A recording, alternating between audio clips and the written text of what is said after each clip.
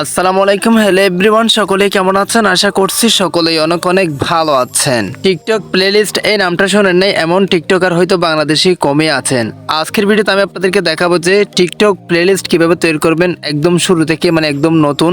আপনারা সবাই জানেন যে 10,000 ফলোয়ার্স হলে কিন্তু টিকটক প্লেলিস্ট তৈরি করা যায়। তো ইতিমধ্যে এই আইডিতে দেখেন 10,000 প্লাস ফলোয়ার হয়ে গেছে। এই জন্য এই আইডিতে কিন্তু টিকটক প্লেলিস্ট এনাবল হয়ে গেছে। তো কিভাবে সঠিক নিয়মে তৈরি করবেন সেটাই দেখিয়ে দেবো আজকের এই ভিডিওতে। আপনি যদি এটা সম্পর্কে জানতে চান তাহলে রিকোয়েস্ট করবো watch this full video. So let's get started.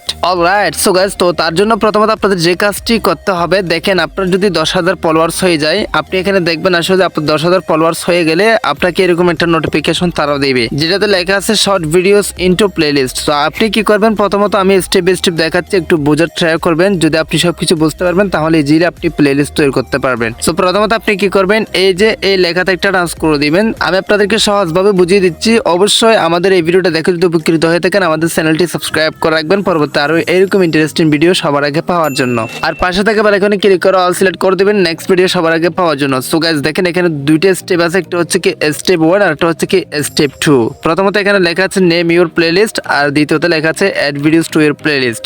So এখানে দেখেন how to create a playlist, make your videos easier to find by sorting them into them playlist. তো মূলত আপনাদের যেটা করতে হবে সেটা হচ্ছে কি স্টার্ট ক্রিয়েটিং নামে একটা নিচে লেখা ইতিমধ্যে দেখতে পারতেছেন, এটাতে ট্রান্স করে দিবেন। সঠিক নিয়মে কিভাবে প্লেলিস্ট তৈরি করতে হয় সেই বিষয়টা দেখাচ্ছি। তো এখন আমি আপনাদেরকে দেখেন এখন ঠিক এরকম একটা ইন্টারফেস হবে। এখানে একটা লেখা দেখতে পারতেছেন create playlist name, use a few words to summarise what your playlist cover. So আপনি কি করবেন, এখানে এই যে এখানে একটা নাম দিতে হবে প্লেলিস্ট নাম। তো প্লেলিস্ট নাম মূলত আপনি যে কোনো ধরনের দিতে পারেন, সেটা আপনার ইচ্ছা মতো দিতে পারেন অথবা আপনি টপিক অনুযায়ী দিতে পারেন। ফর এক্সাম্পল আপনার একটা ভিডিও ফর ইউতে গেছে, আপনি চাচ্ছেন যে ফর ইউ নামে একটা প্লেলিস্ট তৈরি করতে, সেক্ষেত্রে আপনি যেটা করবেন এই যে এখানে দেখেন ফর ইউটা লিখে দিবেন। আমি আপনাদেরকে দেখাচ্ছি স্টেপ বাই স্টেপ, একটু দেখা ট্রাই করেন। সো আমি ফর ইউ, এই যে দেখেন আমি ফর ইউ লিখে দিচ্ছি।